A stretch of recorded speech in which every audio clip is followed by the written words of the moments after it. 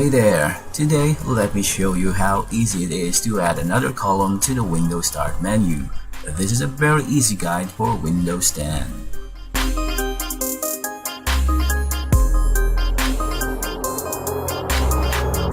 Hey everyone, I'm back again with another amazing video. So if you don't want to miss any of our new videos, make sure to like, share, subscribe, and click that bell icon for you to always be updated with my latest video tutorials.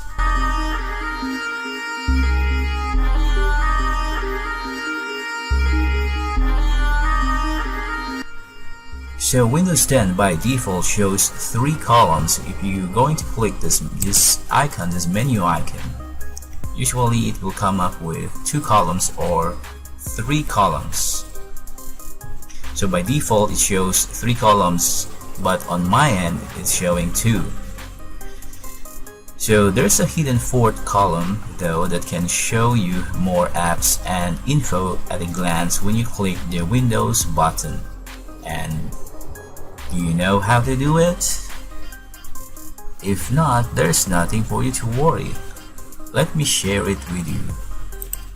So right now we're on the menu. Just click the settings or the gear icon and then go to personalization.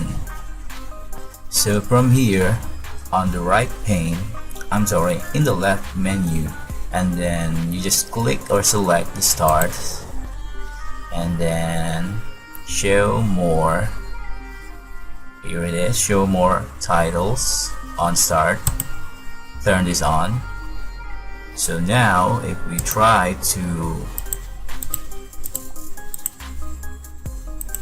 so as you can see, we can now put an extra, let's say we're going to drag this in here. So it is now available. We can now drag and drop. It is now a 3 columns. So again, by turning this on, show more titles or tiles on start, this will have an extra column of space if on your menu. So you can now drag tiles into this extra space in here.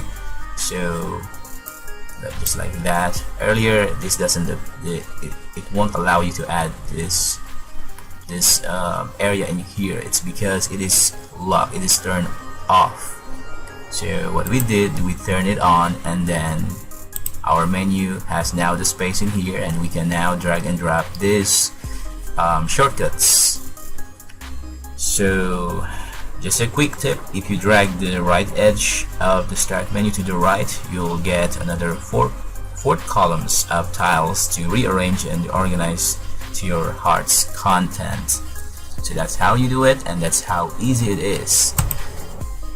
So that's all for now, and I hope that you have enjoyed watching and learned something in this video. So if you have to say something about this video, please don't hesitate to leave the comments below. Once again, this is Nonstop Coding Tutorial. Thanks for watching, and I'll see you soon.